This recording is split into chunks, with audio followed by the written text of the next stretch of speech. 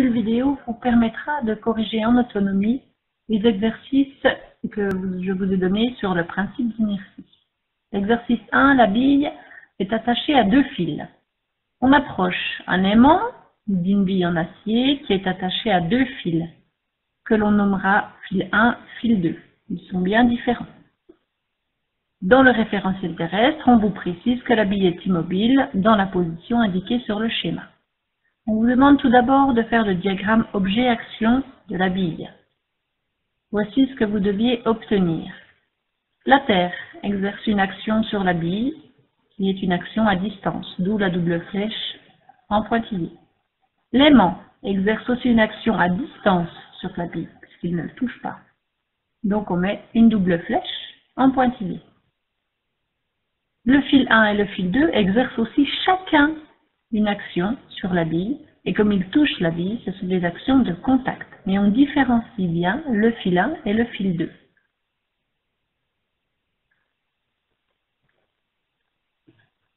On vous demande de donner les caractéristiques des différentes forces qui s'exercent sur la bille.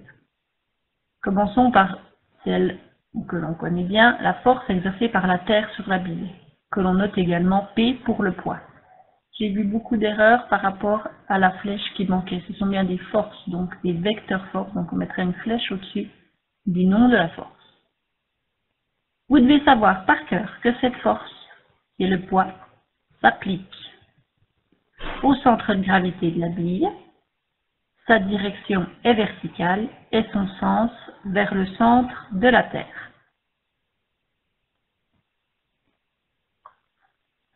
En ce qui concerne les fils, nous noterons bien 2 forces différentes. Le fil 1 sur la bille, son point d'application, c'est au point de contact entre la bille et le fil 1. La direction, ce sera celle du fil 1 et le sens vers le haut. Pour le fil 2, on retrouve quasiment les mêmes caractéristiques. Point d'application au point de contact entre la bille et le fil 2. La direction, celle du fil 2. Le sens vers le haut. Il nous reste cette fois-ci la force exercée par l'aimant sur la bille, qui s'applique au centre de gravité de la bille. Pourquoi? Parce que l'aimant applique son action, sa force, sur l'ensemble de la bille, sur tous les points de la bille. Donc comme on ne peut pas noter tous les points de la bille, eh bien on note le centre de gravité. La direction de cette force, on pourrait dire que c'est la droite qui relie l'aimant et la bille. Si certains ont mis la verticale, c'est juste aussi. Au niveau du sens, c'est vers le haut. On pourrait dessiner les vecteurs en ne respectant que ces caractéristiques-là, c'est-à-dire le point d'application, la direction et le sens. On retrouve bien, par exemple, pour le poids, une force qui s'applique au centre de gravité, qui est selon la verticale et vers le bas, etc. pour les 3 autres forces. Mais,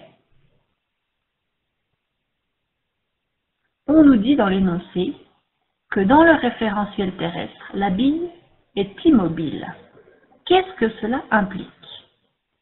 D'après le principe d'inertie, les forces qui s'exercent sur la bille vont se compenser, parce que la bille est au repos.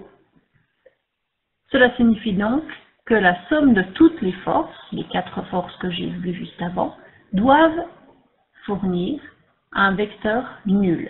Donc cela signifie que je ne peux pas faire ce que je veux. La méthode que je vous avais donnée l'autre fois, c'est que quand on a comme ça des forces à placer, on ne peut ni changer leur point d'application, ni changer leur sens, ni changer la direction. Mais par contre, on peut changer la longueur des vecteurs. Donc comme ici nous avons 4 vecteurs à placer, eh bien nous allons fixer la longueur d'un des vecteurs. Moi par habitude, j'aime bien fixer la longueur du poids. Mais vous n'êtes pas obligé, vous pouvez bien faire avec celui que vous voulez. Par contre, je garde bien son point d'application au centre de gravité, sa direction verticale, son sens vers le bas. Et ensuite, je vais venir par construction placer les autres vecteurs. Et ceux-là, je n'ai ni le droit de changer leur direction, ni leur sens, mais j'ai le droit de changer leur longueur. Je vais dessiner au crayon de papier mes vecteurs. Par exemple, là j'ai pris celle du fil A. Je vais l'ajuster, mais je n'ai pas le droit de changer sa direction et son sens. Je n'ai pas le droit parce que ce ne sera plus juste. D'accord? Là, je change. Il faut absolument que son sens et sa direction restent comme il avait été défini. Je vais prendre cette fois-ci la force exercée par le fil 2, par exemple. Je n'ai pas le droit de changer ni sa direction ni son sens. Par contre, je vais changer, par exemple, sa longueur. Ça, c'est mon trait de construction. C'est pour ça que je le dessine en crayon de papier. Et ensuite, je dois venir appliquer le quatrième vecteur, celui qui représente la force exercée par l'aimant sur la bille, et je vois que je ne retombe pas d'où je suis parti. Donc, il faut que j'ajuste la longueur de mes vecteurs. Celui-ci, par exemple, je peux raccourcir un petit peu pour retomber sur la droite. Et ensuite, celui-ci, je vais l'ajuster pour revenir au point de départ. Est-ce que vous arrivez à voir qu'en faisant vecteur P plus vecteur force fil 1 sur bille, plus force fil 2 sur bille, plus vecteur force aimant sur bille, je retombe bien au point de départ. Seulement là, je ne l'ai pas terminé. Parce que là, ce sont simplement mes traits de construction. Par exemple, ce vecteur f de fil 1 sur bille, il a la bonne longueur cette fois, mais il n'est pas au bon point d'application. Donc, je vais à nouveau reprendre ce vecteur et je lui fais faire une translation. Pour moi, c'est facile, je fais un simple copier-coller. Mais vous devrez bien respecter ce que vous avez noté. Donc, en faisant simplement une translation de vecteur. Celui-ci, cette fois-ci, j'ai trouvé sa bonne longueur. Je vais le déplacer. Donc, je prends exactement le même vecteur, c'est un simple copier-coller.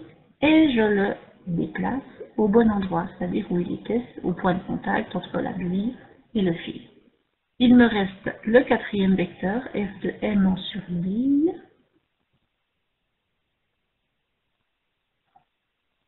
Et celui-ci, cette fois-ci, je le déplace au bon endroit. Il partait, on avait dit, du centre de gravité de la bille.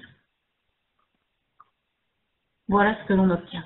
Et j'aurais voulu, il y en a très peu qui l'ont fait, que vous me laissiez des traits de construction. Voilà.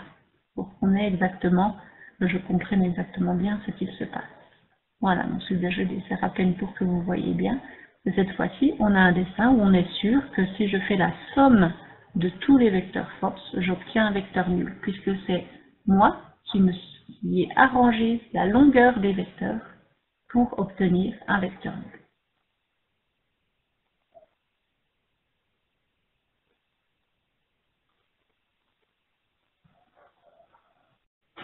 En ce qui concerne l'exercice numéro 2, bille à nouveau attachée à un fil.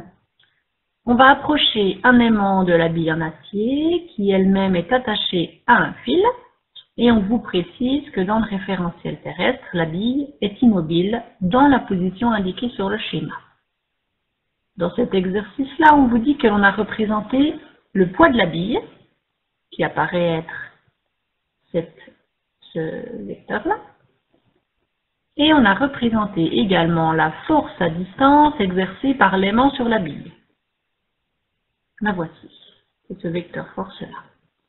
Mais on vous précise que la force de tension exercée par le fil sur la bille, elle, n'a pas été représentée. On peut d'abord parler de cette force de tension sans préciser sa longueur.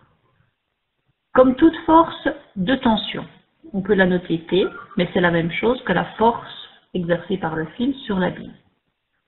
La force de tension, elle s'applique évidemment au point de contact entre la bille et le fil, à cet endroit-là. La direction qu'elle aura, c'est celle du fil. Et le sens, donc il faut imaginer que si le fil n'était pas là, la bille irait vers le bas, donc son sens forcément vers le haut. On pourrait la représenter ainsi. Seulement, on n'est pas allé au bout, parce qu'on ne s'est pas du tout appuyé sur le principe d'inertie. Il faut s'appuyer sur le principe d'inertie, parce que l'énoncé nous dit que la bille est immobile. Qu'est-ce que cela implique? Eh bien, le principe d'inertie nous dit que dans ce cas-là, lorsqu'on a un objet au repos, donc immobile, les forces qui s'exercent sur la bille se compensent. Il faut absolument donc que sur notre schéma, la somme de toutes les forces se résume à un vecteur nul.